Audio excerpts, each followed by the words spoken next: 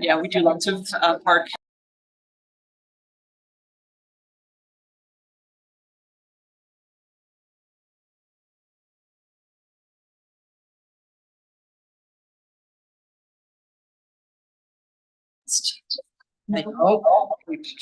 Okay, we have, I'm gonna just turn this off. There go. I don't like this whole method. Sorry.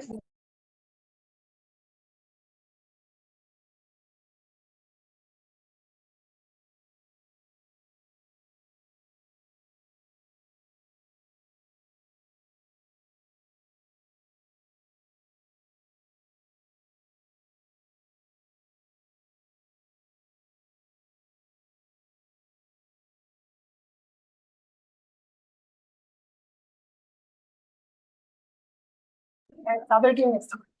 Okay.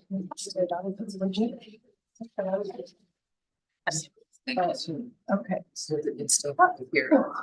Hear that. Is our director ready? Yes, ma'am. I'm just trying to.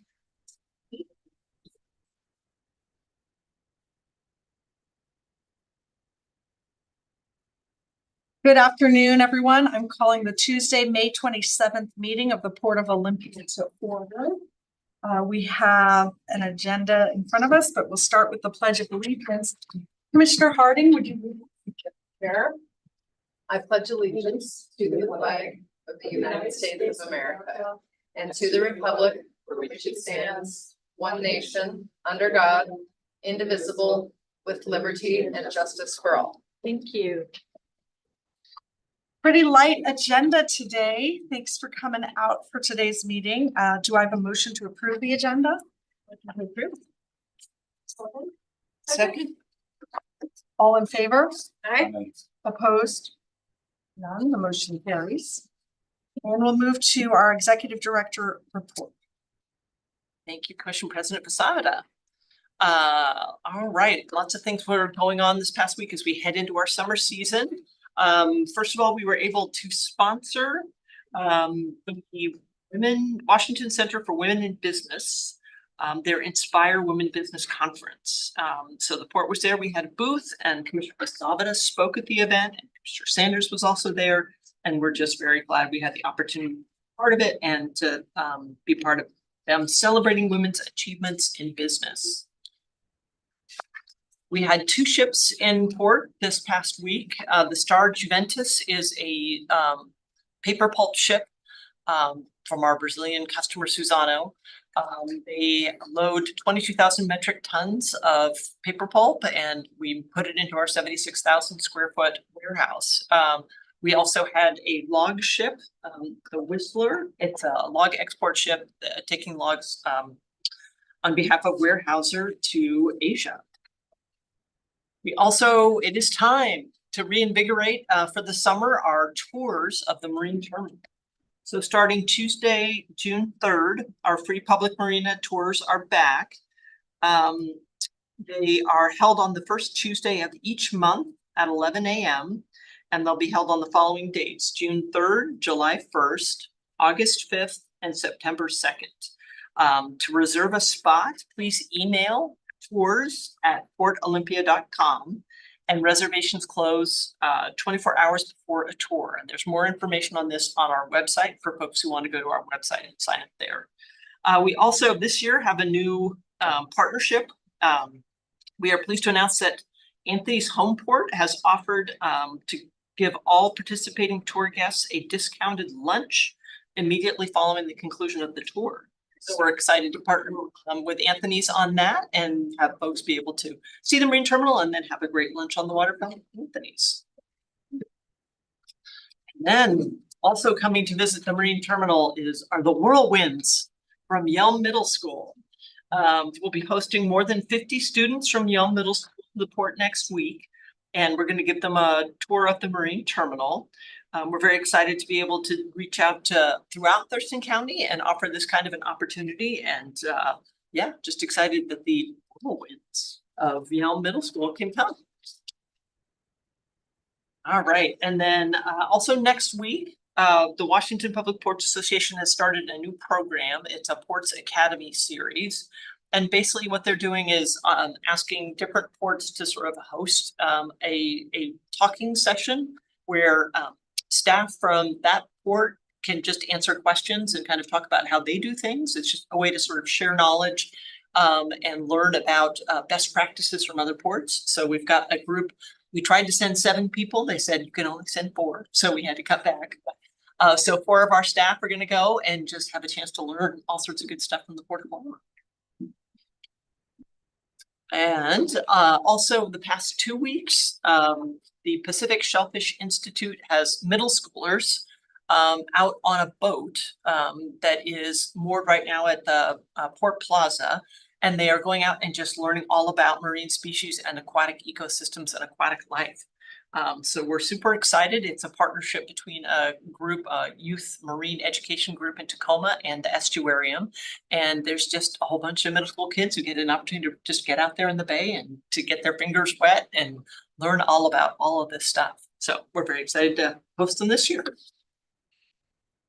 And then last week, I think it was, our very own Chris Paolini went to the Washington Airport Management Association Conference.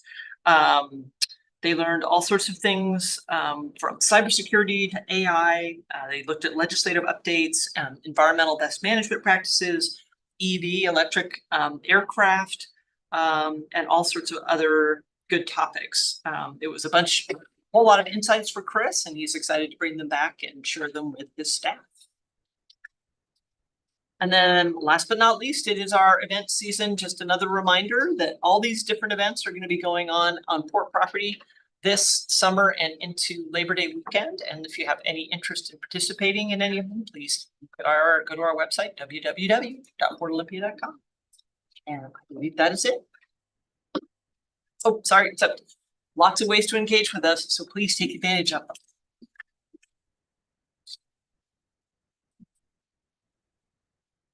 Okay, with that, we'll move to public comment. I don't see any sheet for inside the room, but I do see a hand raised online. I'm inviting Harry Branch to make comment with a reminder that it will be limited to 3 minutes per person. And we ask that comments are directed to the commission as a whole and do not include comments about individual port staff or members of the public. With that, Harry, I'll invite you to speak.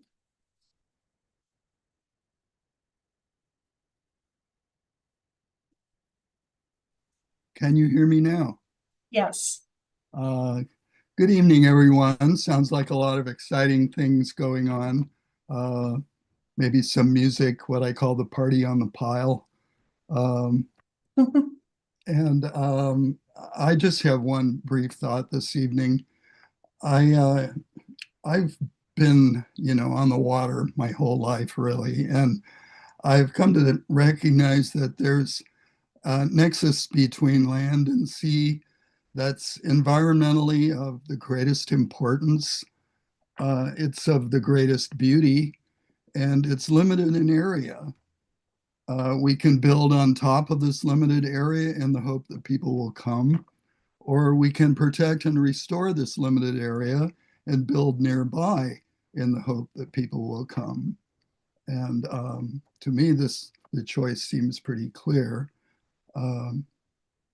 I think that the choice that we make will have long-standing impacts. And I hope that we make the right one, not just for us and for the species, but for future generations. That's really all I have to say today. And thank you for this opportunity. Thank you for tuning in. Lee Reiner.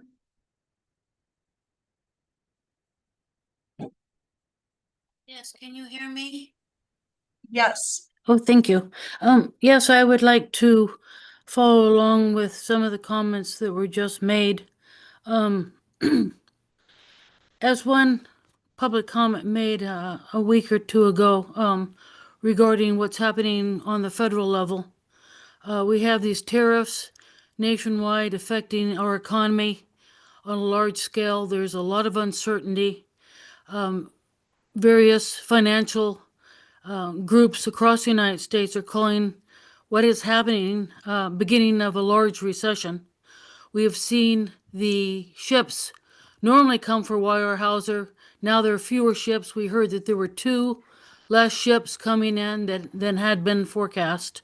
And yet it appears that the Port of Olympia, the commissioners are voting to go gangbusters ahead with all kinds of new buildings that the taxpayers are going to pay for, and new projects that ultimately the taxpayers are going to have to pay for, and many of us are very concerned.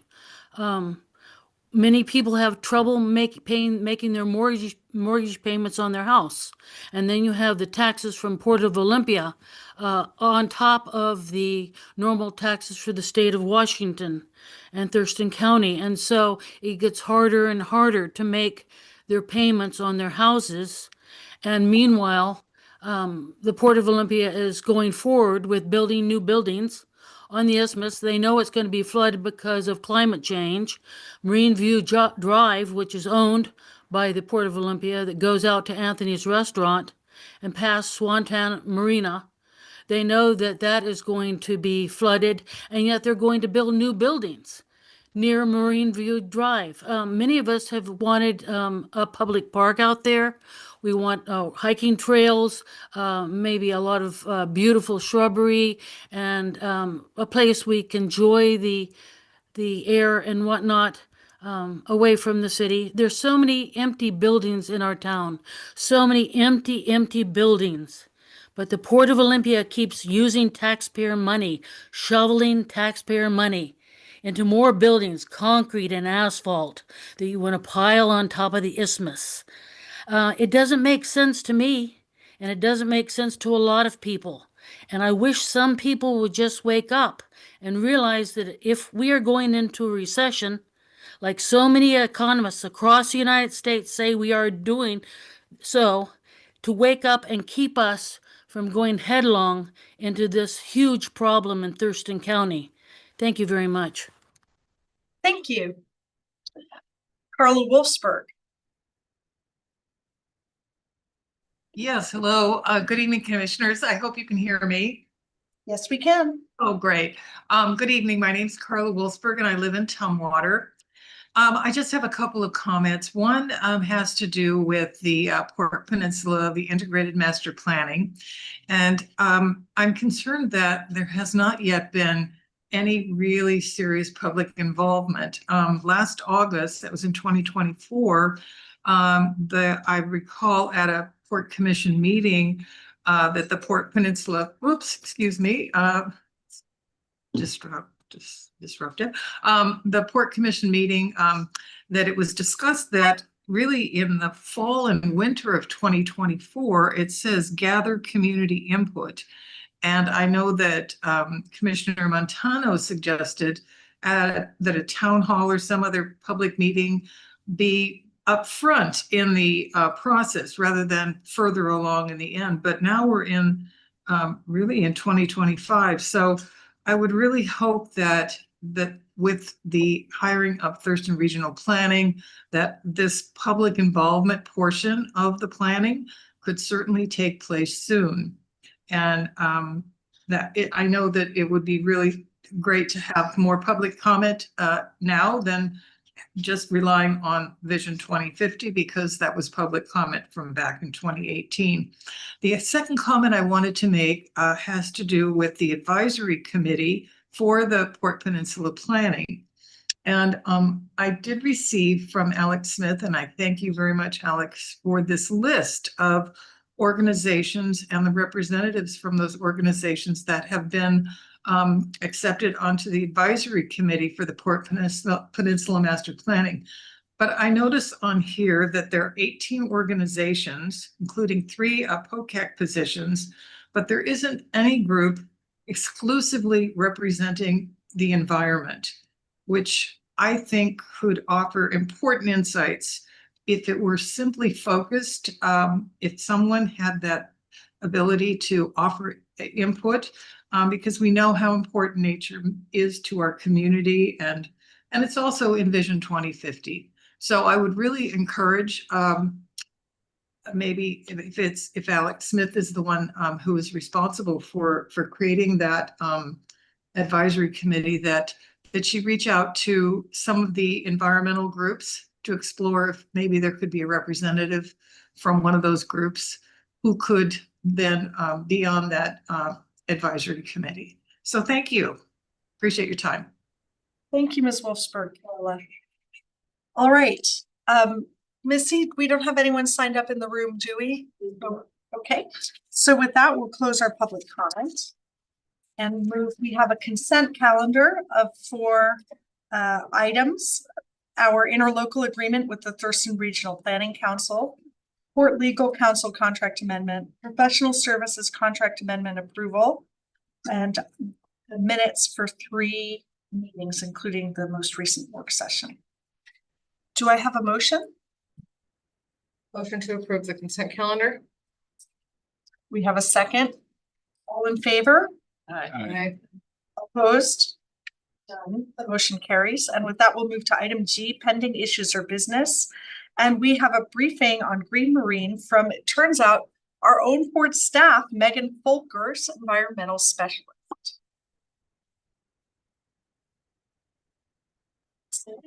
Nice to meet you. Nice to meet you too. I'm Megan Folkers. For those of you I haven't had the pleasure to meet yet. Could you share a little bit about yourself? Sure. I've been at the port since the beginning of January. So I've been involved in so far our stormwater programs and mostly things going on the terminal as far as the stormwater treatment plant and then Green Marine and some other programs. So very excited to be here tonight.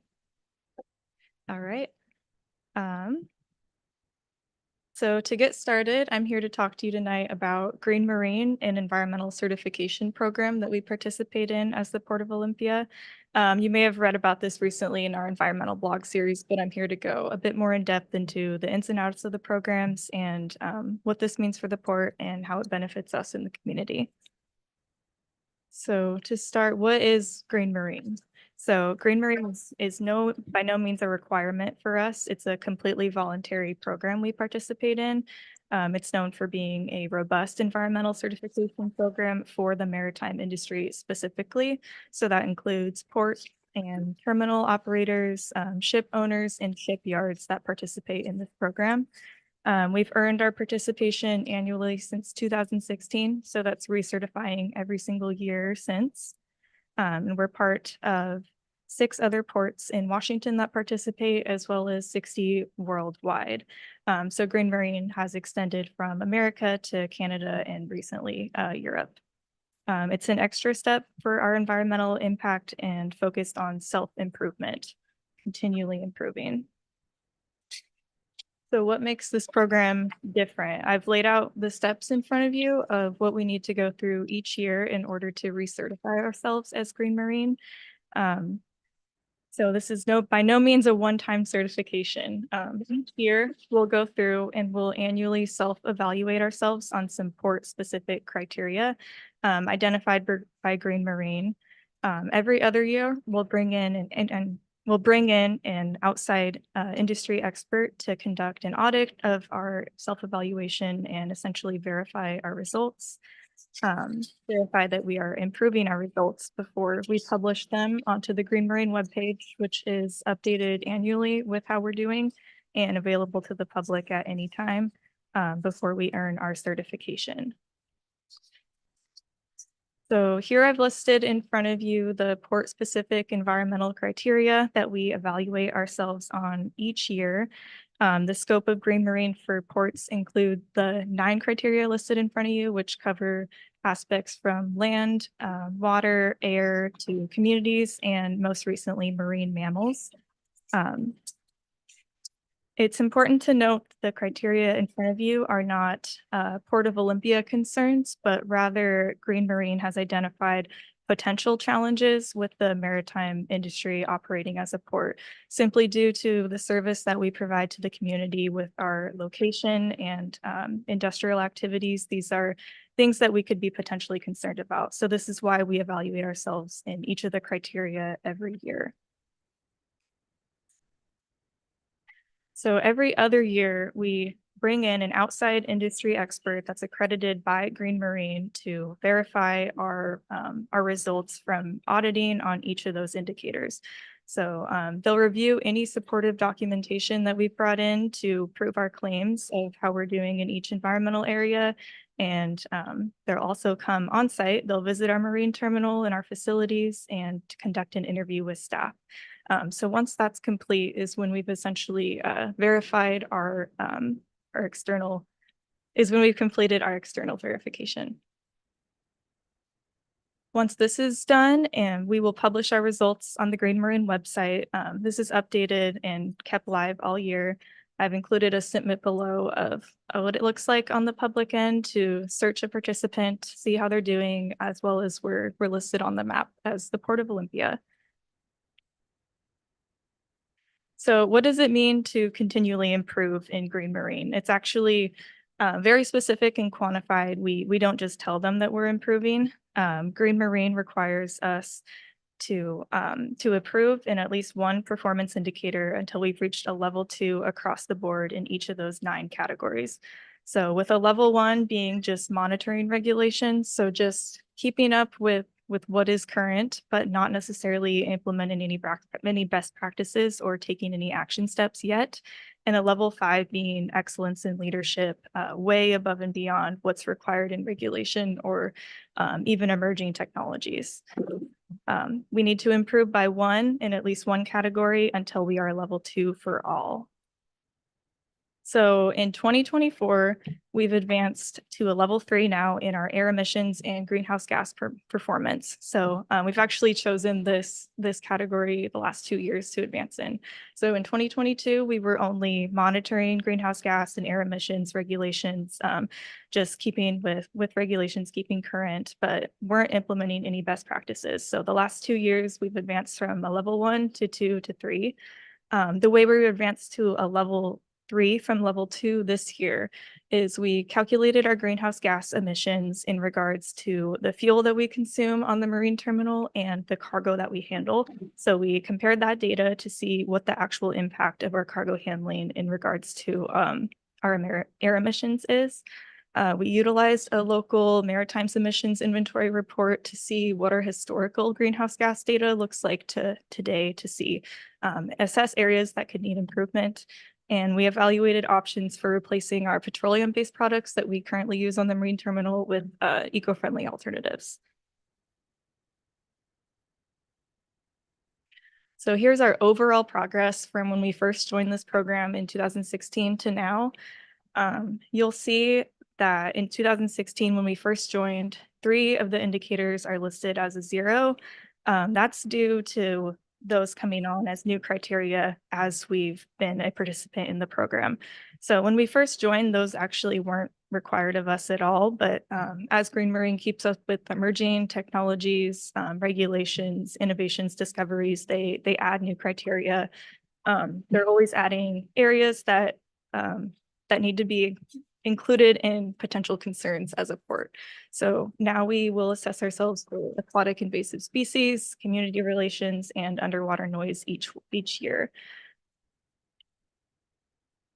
The criteria is updated every year and constantly changing as well. So it's also important to note that simply maintaining a level in Green Marine means that you're also continually improving. So that's why Green Marine's actual goal is to have all participants reach a level 2, because the criteria to stay at a level 2 is constantly evolving with what we're finding out about environmental regulations for ports.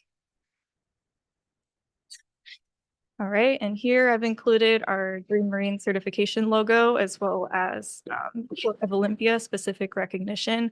This is actually for 2023, but we'll receive the 2024 award at the Green Marine award ceremony next month. So once we get that, I'll be sure to have it updated on the sustainability webpage for you. So next steps, where are we planning to improve in these indicators next? What's the future of the program going to look like? So in 2025, we plan to improve our environmental community relations. The message of this is to maintain or improve quality of relations with various stakeholders through open and transparent communications. So we've been historically declaring a level 2 for quite some time now, but believe that our team has naturally achieved a level 3 over and should deserve some more recognition for that. So you'll see the criteria listed below to achieve a level 3 will be things that you're probably already familiar with because they're accomplishments that we've already went above and beyond with. So environmental activities focused on community benefit. If you remember the recent Bud Inlet sampling observation day we had with the unfortunate weather, but with the rainy day, we still had a great time. It was an environmental education hit and absolutely benefited the community. And then organization and participation of shoreline cleanup activities. We recently hosted our annual Port Earth Day cleanup, as well as port staff took part in additional cleanup measures for part of Earth Day. On top of the routine cleaning and maintenance that our team does to keep the shoreline port properties as beautiful as you see them on your drive-in tonight. Public disclosure of a strategic plan related to sustainability. This would sound familiar as Vision 2050 and the Port Peninsula Master Plan absolutely publicly disclose what our sustainability plans are and will be updated as plans change. And I think we've reached the end. So thank you for listening to me tonight, and I'm happy to take any questions you may have. Let me start this. Thank you. This is great information. I can just see all the teamwork that went into this and think of the various staff members that helped build this to get to the certification. So great work, guys. And then I just wanted to ask, I saw that you were exploring alternate biofuels. Did anything come of that? Were there good alternate options for us? Yeah, so all of our equipment, from what I understand, I'm not an operations expert, but I try and understand the issue is all of our equipment is very different in the terms that it operates under biofuels. So the results of our feasibility were that a couple items could be switched over to alternative biofuels, eco-friendly, but a large portion, unfortunately, the warranty we have with our equipment would not stand if we were to switch. So they essentially said that if we were to switch to an eco-friendly alternative, that the warranty for the equipment that we own would dissolve, if that makes sense. Oh, I see. Mhm. Good that we're thinking about it, future planning and checking it every year. Yeah, for sure. And with the options that we are able to, we'll be exploring. Mr. Sanders? Yeah, so thank you so much for your report. I really appreciate it. Thank you for well, actually, welcome. Since January, and it's nice to meet you. I'm excited about the work that you're doing and looking forward to working with Alex on boosting up our environmental management systems and looking into our regulations and the standards that we use to monitor and report environmental issues, and wanting to look at our internal policies with Alex regarding climate change, mitigation, waste management, water and air quality, land stewardship is extremely important, along with the community collaboration. So I appreciate that being the next steps.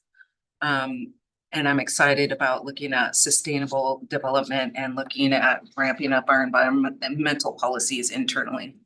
Thank you. Thank you. Commissioner Isle? Great report. Thanks so much for being here tonight and sharing that with us. I couple of questions. I mean, I'm curious. This is a great program. I'm 100% behind it. I'm curious what port resources are dedicated towards this? How much staff time does it take and that other, monetary considerations? Do you have an idea for that? Yeah, so there is an annual fee for renewal of certification, and then there is a biannual fee when we have to hire an outside external verifier for the program. I will say it does take quite a bit of staff time to complete the annual evaluation, just due to how many program areas Green Marine covers. So it encompasses such a large area that I find myself working with basically every staff on the marine terminal on how to report on our information. We're submitting everything from our monthly inspection reports to calculations, feasibility studies like you saw. So with the staff time and cost for renewal of certification and our verifier, I think we allocate $10,000 was in the 2025 budget for Green Marine. Okay, I was gonna ask if there was a line item in the budget Mhm. that covered that. I appreciate that answer. Another thing is this program we started in 2016. Do you know, was there a formal resolution by the commission to support this program? I fortunately don't have the answer to that. You I wasn't here in 2016, but I'd be happy to look into it for you. I would appreciate that, and I think if there wasn't, or maybe this commission should consider formalizing by resolution the support of this program. And we haven't been involved in setting benchmarks for the program and looking for the future and setting goals, but if there's something we can do to help formalize and support that, I would be in favor. Thank you. I guess following up on Commissioner Aiello's question, I think we're all in agreement on the goals. Sometimes the juice isn't worth the squeeze on certification programs. Could we do the same thing without the certification, or do you think this really helps us with our both community relations perspective of documenting what we're doing and giving us best practices?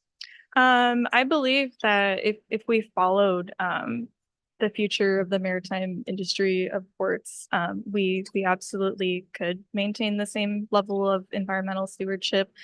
Green Marine just kind of helps keep us in the checks and balances of making sure we're keeping up with emerging issues, if that makes sense. So 2 new ones that we're currently scoring a 1 in would be the aquatic invasive species and underwater noise that Green Marine is attempting to help provide resources and information to, so we can start to distribute environmental education items and start to up our knowledge and implement best practices, if that makes sense. So that's really the value that Green Marine provides, is keeping us up with environmental regulations, because it's very likely that when in the environmental world that things could become a requirement one day, if that makes sense. I think I would just reflect that back as we're looking at the performance of the business lines and return on investment, just ensuring that the money that we're spending we're getting back what we want, and whether or not, as we create more robust internal processes, whether the certifications are necessary. It's kind of like LEED certification was really big and it fell off because it became so expensive to administer. So just flagging that for us as we're making decisions. I think it's awesome. I think it does a great job of, from a community perspective, documenting to the community that we are verifying that we are doing all these best practices, which has a lot of value. Just asking ourselves the question. And then Megan, I think on this best practices, at first I heard that we do a lot of like paperwork to prove things, but are you saying that Green Marine provides us some technical assistance and sort of beyond just their questions, helps us identify best practices, provides resources to us? Is it like being a member in a guild where you get all kinds of help? A Green Marine helps facilitate, for sure, meetings between the Green Marine program and its participants to keep them in touch with what is going to become new criteria or advanced criteria to meet a certain level, on top of Green Marine's verifiers, when they come in, always give us advice on how to proceed in certain environmental questions we may have about how the program is trending, if that makes sense. Do our sister ports like Port Townsend, Port of Everett, Port Bellingham, do they participate in the Green Marine program? I can't remember the 6 in Washington off the top of my head, but there are 6 other ports in Washington that participate. Okay, and I have 2 more little questions.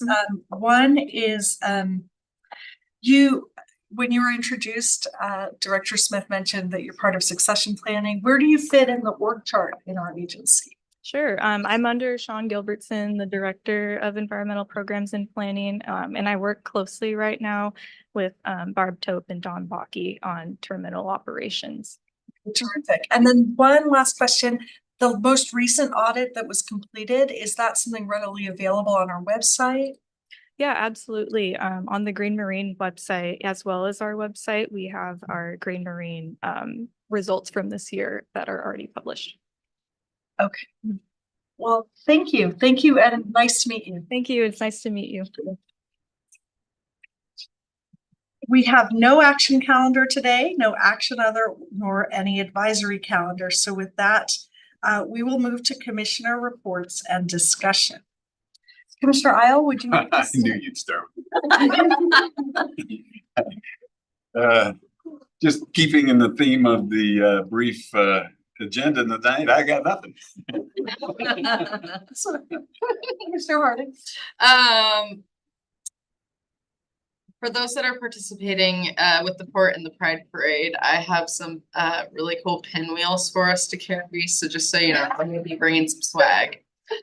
And my quote of the day is, "He who does not desire power is fit to hold it." Plato.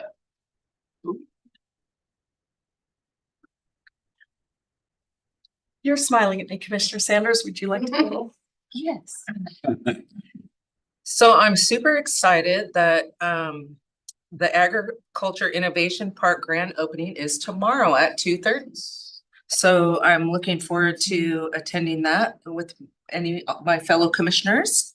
And so parking will be a premium, so please carpool if possible. So I'm excited just to go there. Good reminder. That's all I got. And it's opening. That's so exciting. Yeah. I know, right? Going.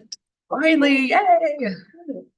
I just wanted to talk a little more about what I mentioned at our work session last week, potentially starting a climate framework. And I think I talked about this in our executive session with Director Smith as well. So starting a climate framework for the Port of Olympia. Some of our other sister ports, as Jasmine just mentioned, are utilizing this. Port of Everett, Port of Bellingham, Port of Seattle, Port of Vancouver has a climate focused policy. And so I think it's time that we really take a cumulative look at all of our environmental policies here at the port and see what we're doing well and make sure we're highlighting that, such as Green Marine, and continuing to see what we can do to really mitigate climate change and reduce greenhouse emissions over the next few years. And compile some of that sustainability stuff from the other plans that we like, 150 and Destination Waterfront. I think having all of that in one place. Thank you. And with that, I'll ask Director Smith when we turn it back to her, if she remembers whether we scheduled that environmental work session for June or July. And in that, I think one of the things we really want to be able to do is, as a commission, I'm elevating something Commissioner Isle said, as well as both of you, is understand what are the policies that are currently in place, that are resolutions, and that are policies that are on the more internal side, and be able to kind of look at them together. We had a big break in the chain of custody of so many materials as our staff has turned over. And I know it takes some excavating, and I appreciate the work that will go into that. I have a few more things. Destination Waterfront, we ended up with TRPC on the consent calendar, and I'm sure that was good for them not to have to send staff here tonight to brief us. But I did want to flag that our Destination Waterfront master planning really had been on hold because it was determined that we wanted to be working with an organization who had much deeper roots and understanding of our community here in Thurston County. And so I think TRPC was a good choice for that. And I look forward to brushing that off. I did appreciate the public comment today about making sure we have some group that has an environmental focus.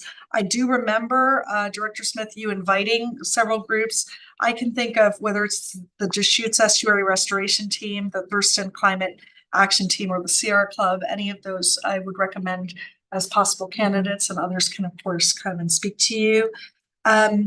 I also wanted to say I appreciated the comment about the desire for more public amenities on the Port Peninsula. I think the port has been an outstanding asset to the community in helping Percival Landing get off the ground, helping work out the plans so that there's that whole plaza at the Children's Museum where I still take my 8-year-old to play in the water.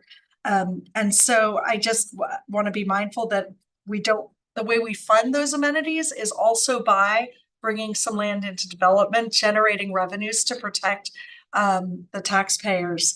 the taxes, that the taxes we pay, I think a family like me and my wife, should we ever have an opportunity to not have to pay a babysitter and to go enjoy a sunset dinner for two at Anthony's, that's about what we pay each year for our property taxes to the Port of Olympia. So I think the bang for the buck here is kind of unparalleled. And I do hope that as we have built up our communications team, we'll be able to show something more about kind of people's taxpayer dollars at work. Because I think there's a lot of words out there that are not consistent with the actual story. And then finally, I just wanted to say that it's campaign season and we appreciate that. And I believe, Alex, you mentioned that you're going to be hosting an informational as candidates for Port go, including current commissioners, go and find themselves in different capacities at community meetings, like having that line between our role as an elected or as a member of the community advisory committee and our role as a candidate has to be clear. And Alex, do you have any recommendations if people need clarity on how to distinguish between the two? We're currently engaged with the court. Chris. Yeah, I was gonna say, or Chris be available as a source or? Well, I think too, the is it PDC has a good and the Municipal Services Research Center, MRSC, Municipal Research Service Center. Both those websites have some great information as tips for candidates as they're trying to navigate how to do it, be a candidate as well as operate in other places in the world. So. And the PDC does answer their phone. So I've called them before and just been like, can you do this? So if anyone has, I remember I went to a steady meeting when I was campaigning for Port. Like I found out that they existed and I thought it was really cool. And it was very tempting to campaign at that meeting. And I came to understand like certain kinds of meetings are not places where you can directly share your vision. With that, I just want to say I am 100% all in on trying to get ferry service here to Thurston County next year during the FIFA World Cup. We know I-5 will be closed, one lane for construction. It seems like an incredible time for proof of concept. So I appreciate the work right now that our staff are doing to see if that's even a possibility. I encourage commissioners who have questions about it to speak to our staff. And Carolina Mejia reached out to me, one of the commissioners at Thurston County. She is also 100% in. And so we're trying to thread the needle on whether we can even get a vessel like the hydrofoil ferry in place for next summer. When the media interviewed us, I said maybe it's 3 years out, which seemed a more realistic answer. And with that, I will move on to other business. I have a few. Previously, we talked about having an executive session regarding personnel, and I just wanted to, I think I said this, but we also need to do a check-in on our executive director review. So I just wanted to make sure that that was tracking. I also reached out to our executive director about this. I would like to have a conversation about parking and how it pertains to the performance of our business lines, our surface parking in this area. You guys can decide whether you think that fits within agendas or when that makes sense. What? Did you say it again? I have learned from the city of Olympia about things about parking that I didn't understand and parking policy, and how when you actually have open-ended no charge parking, people will park there for days at a time, and it actually undermines the essence of like providing access to the farmers market. It gets utilized by other users, and I think it's an area that has been politically sensitive, and because it's like, don't take away our free parking. Well, we don't have to take away free parking, but maybe we should consider having time limits. Maybe we should consider charging after a certain amount of time. And I think that by not looking at it, we are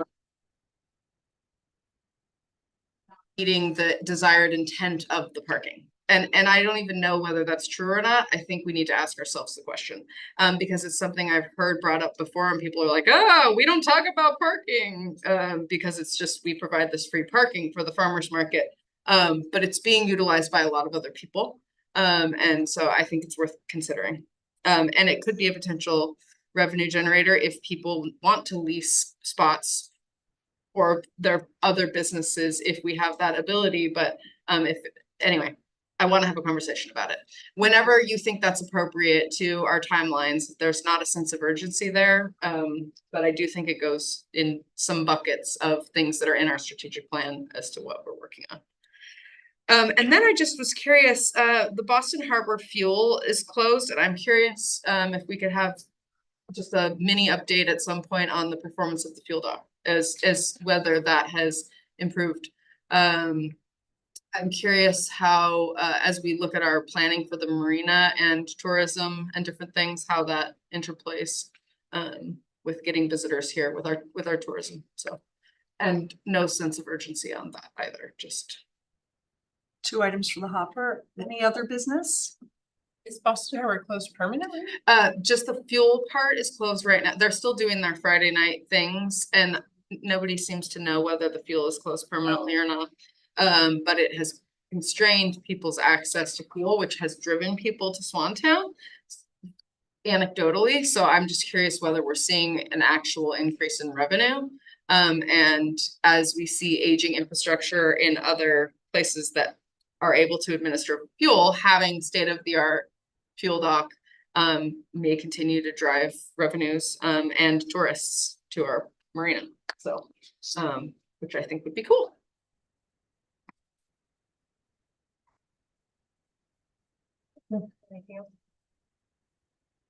I have nothing. Okay. And then from that, we will go to meeting announcements. Meeting announcements, I will take this opportunity to just talk about potential days for certain topics I've discussed. So Monday, June 9th, we have a commission meeting. We discussed 2 different topics for work sessions. One is a sort of deep dive into marina finances, which could include sort of updated numbers on the fuel dock performance. And the second one was looking at our environmental policies. And I'm a little worried about trying to schedule either of those for June 9th because it's coming up pretty fast, and wondered if it's okay if we schedule one of those for June 23rd and then the second one, the first meeting in July. And then I'm not sure how much else we have June 9th, but if nothing else, we could do the executive session that evening, if that works for the commission. I'm seeing general nodding of heads. Okay, so otherwise announcing on Monday, June 9th, there's a commission meeting that may also include an executive session. Do you think you can have the environmental policies compiled? Oh, absolutely, yeah. You and made To do is, record for the meeting. oh, absolutely, yeah. So the goal would be to send them out to you all well in advance. We have a chance to look at them and Wait, that's the reason you had Megan present today. right, we just wanted to warm you up. And I think we also talked about perhaps at the meeting before we have the work session, just doing a brief synopsis of the environmental policies to sort of tee it up and get people thinking about it. So we will do all of that in advance. So on Monday, June 16th, we have a work session that will be focused on the Waterfront Center. Mike will be coming back to you with what he agreed to work on, or what he can promised you all he would be working on in relation to that. On Tuesday, June 17th, there's a joint meeting with the Citizens Advisory Committee at 5 o'clock in this room. And we appreciate your the commission joining the POCAC for that. Can I, Yes. have you already formed the agenda for that joint meeting? No, not officially. We have a rough idea that there's 2 POCAC subcommittees that have things that they want to sort of work product they would love to share with the commission. But then another focus would be to ideally propose or discuss with the commission a way that the commission can communicate what it would like the POCAC to work on in a way that works for everybody. And I guess I just would to chair and vice chair and executive director in the agenda forming. I think that if we don't leave that meeting with clear direction on what the POCAC is doing and how that's gonna proceed, we've failed, because I feel like we designated some tasks previously, and so if I would love to see us get on the same page as far as work product and That is a goal. And I regret to say that this date is a regular POCAC date, but it wasn't one that I had reserved in my calendar. It's not on my calendar either. Yeah. Okay. And so I have strong feelings that the POCAC can best be a convener of conversations, kind of inviting people in, like when they do a work session, their own work sessions, but not an entity that we assign like deep research to. I loved the idea at our last work session when former commissioner offered to let us know what's going on at different marinas. Like, it's that kind of environmental aware, and by environment, I mean the scan of what's going on around us, awareness that I think the POCAC is best suited to. Sorry, I'll be sorry to miss. Yeah, and I think that we just need clarity on that, because like we have very sophisticated staff and consultants who are working on the project. So ensuring that we're all in alignment and that we're not duplicating efforts, and that there's clear understanding of from the commission, the POCAC and the staff as to who's doing what. Well, maybe I'll try to schedule a time when, if you're available, Commissioner Zavada, and then Commissioner Sanders, she has a role with the POCAC as vice president in helping select the members. We can sit down with Joel, our POCAC chair, and try to draft an agenda. And maybe it's that we as a group need to have clarity on what we're going into that meeting with. Because I think we as a group have some alignment already on what our expectation is, because I think we're doing a disservice to the people who are dedicating their time to the POCAC if we don't give them clear direction. And so I think we should be going into that meeting with clear shared expectations that we can share. So maybe we could put that on the either the June 9th commission meeting or the June 16th work session. And what I can do is share with you, they had some sort of operating rules that weren't consistent with the resolution that you all passed governing how the POCAC operates. So I took a whack at those and revised them and have shared them with the POCAC. The POCAC's great with those. So I will circulate those to you all and in advance, and then we can have a conversation either on the 9th or 16th. Would that work? I think that would be time well spent. Because then we can go into that meeting and say, hey, we've looked at what we did before, we've talked amongst ourselves, and here's what we're clear on. And here's what we're not clear on, here's what we need to talk about, but Okay. I think we have a lot of shared agreement from the conversations that we've had and the direction that we've given that we just need to better articulate. Yeah, very much appreciate that. I'd like it to be changed to the community advisory. We can discuss that as well. Right. That's it. And then last but not least on this, is the June 23rd commission meeting. We'll have one of the two work sessions that day as well, either the marina deep dive or the environmental policies. See if how we can best keep those conversations up.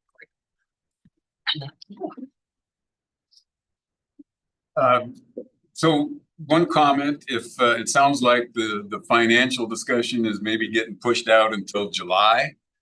I do believe it's very important that we have relevant and up-to-date information. So if we're pushing it out that far, let's schedule it so we can have it, the discussion for the first 2 quarters rather than just a quarter.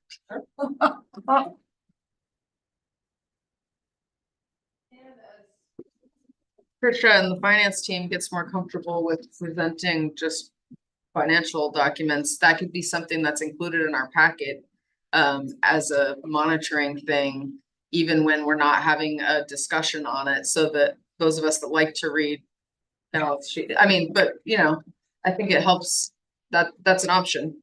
That was something that Commissioner Allen and I had suggested way back when, before, just including it as part of the, and if people want to look at it, they can look at it. It's public record. On a quarterly basis or? I mean, monthly's great, but quarterly's like, whatever is practical for finance. Like, and it depends on. I think our shared comment was creating all the pretty graphs and stuff takes an immense amount of staff time. And that's necessary at certain junctures. And then is there something that's easier to spit out? The numbers. If there is something that is accurate, that is more easy to produce, because we're not trying to create massive amounts of staff work. And we recognize that there's been turnover in that department. And so we also recognize that everyone needs to get comfortable with the changes that have been made. So like budget versus actual kind of. Totally, love it. Commissioner, does your leadership team look at that on a quarterly basis? Do, sure, it monthly. So whatever, however makes the most sense, but I agree with Commissioner Aiel of just like getting into the regular interval, even if we're not having a big presentation on it somehow. would be And then great. it becomes repeatable because. Yes. the staff is Exactly. spending a bunch of time. Yeah. No, absolutely. Every quarter. Great suggestions. And I think Trisha's doing a good job, Really is. so. All right. Well, with that, today's